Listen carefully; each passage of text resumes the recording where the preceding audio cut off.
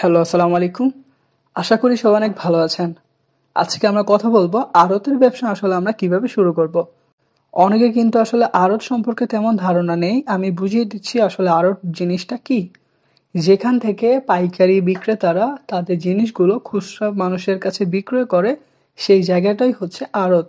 আর আড়তের মধ্যে যে শুধু আপনি এক ধরনের খাবার পাবেন ব্যাপারটা তেমন না।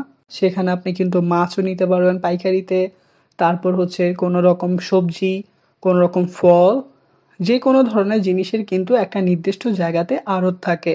কোনো জায়গাতে হচ্ছে যে সবজির আড়ত হয়, কোনো জায়গাতে হচ্ছে আলুর আড়ত হয়, একেক জায়গায় একেক ধরনের আড়ত হয়। তো আজকে আমি কথা বলবো আলু, পেঁয়াজ, রসুন, আদা, যে কোনো আড়তের ব্যাপারে হতে পারে। তো আপনি আসলে এইটার ব্যবসা কিভাবে করবেন সেটা নিয়ে আজকে বিস্তারিত কথা বলবো। সবার প্রথমে আপনাকে দেখতে হবে যে আড়তের ব্যবসাটা আসলে আপনার জন্য উপযোগী কিনা। এই জিনিসটা অবশ্যই মাথায় রাখতে হবে। ২ নাম্বার হচ্ছে যেখানে আসলে আড়তটা থাকে সেখানে আপনি কি গোডাউন পাবেন কিনা। ধরুন আপনি যদি আসলে গোডাউন না পেয়ে থাকেন তাহলে আড়তে আসলে জিনিসটা বিক্রি করা আপনার জন্য কষ্টকর হবে, বিশেষ করে কাঁচামালের গোডাউন। ৩ নাম্বার হচ্ছে আপনাকে অবশ্যই ব্যবসাটা করতে হবে আড়ত এলাকায়। ধরুন আপনি কোনো কারণে আসলে আড়তের জায়গা পেলেন না, বাট আপনি সেরকম যদি ব্যবসা করতে চান সেই এলাকাতে বা সেই জায়গার খুব আশেপাশে কিন্তু আপনাকে এই ব্যবসাটা করতে হবে। ৪ নাম্বার হচ্ছে আড়তে ব্যবসা করার জন্য কিন্তু আপনার কিছু কাগজপত্র প্রয়োজন হবে। সেগুলো কিন্তু অবশ্যই আপনাকে রাখতে হবে। ৫ নাম্বার হচ্ছে পুঁজি অবশ্যই থাকা প্রয়োজন হবে। কারণ আপনি বুঝেন তো পাইকারি ব্যবসাতে অনেক বেশি পুঁজির প্রয়োজন হয়। এবং কি স্থান নির্বাচন করতে হবে আপনাকে ভালো, এবং কি আপনার জন্য সেই স্থানটা আসলে কতটুকু কার্যকরী হবে সেটাও আপনাকে মাথায় রাখতে হবে। আপনাকে এখানে একটা ট্রিক্স আমি বলে দিচ্ছি।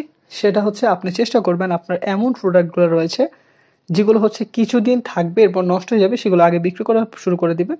এর মাঝে মাঝে যাতে আপনার কাছ থেকে আবার নতুন মাল চলে আসে অন্য জায়গা থেকে, সেটা অবশ্যই মাথায় রাখতে হবে। তারপর অবশ্যই চেষ্টা করবেন সবকিছু কৃষক থেকে নেওয়ার জন্য। এতে করে দাম অনেক কম পাওয়ার সম্ভাবনা থাকবে। এছাড়া হচ্ছে আপনারা চাইলে কিন্তু পাইকারি বাজার থেকে নিতে পারেন। আড়তে ব্যবসা করার জন্য কিন্তু আলাদা একটা জায়গা থাকে যেখান থেকে আসলে আড়তের জন্য পাইকারিতে বাজারের জিনিস দেওয়া হয়। যেমন ধরেন আপনার নোয়াখালীতে বিক্রি করবেন টমেটো, আপনি সেটা আনতে পারেন রাজশাহী থেকে।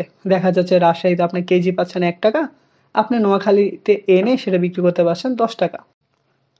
আর চেষ্টা করবেন বস্তাতে ২০০ থেকে ৫০০ টাকার বেশি আসলে লাভ না করার জন্য। কারণ যেহেতু আড়তের ব্যবসা করছেন, অনেক বেশি বেচাকেনা হওয়ার সম্ভাবনা থাকবে। আর চেষ্টা করবেন আড়তে যারা থাকবে বাকিরা তাদের সাথে আসলে ভালোভাবে সম্পর্ক রাখার জন্য, ভালো লেনদেন করার জন্য, এবং কি সুসম্পর্ক টিকিয়ে রাখার জন্য।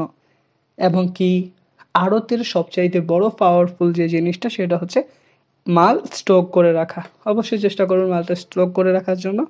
আর অবশ্যই আড়তে বিক্রি করার আগে খোঁজ খবর নেবেন। কখন কোন মালের দাম কত উঠছে, কখন কত নামছে, সেই জিনিসটা অবশ্যই মাথায় রাখতে হবে। সেটা মাথায় রেখে আপনি আড়তে জিনিস বিক্রি করবেন এবং কি পাইকারি দামে সেগুলো কিনে আনবেন। সো আশা করি সবাই আমাদেরকে ভালোবাসা দিবেন। আপনাদের জন্য শুভকামনা রইল যাতে আপনারা সুন্দরভাবে আড়তের ব্যবসাটা চালিয়ে নিতে পারেন। আসসালামু আলাইকুম।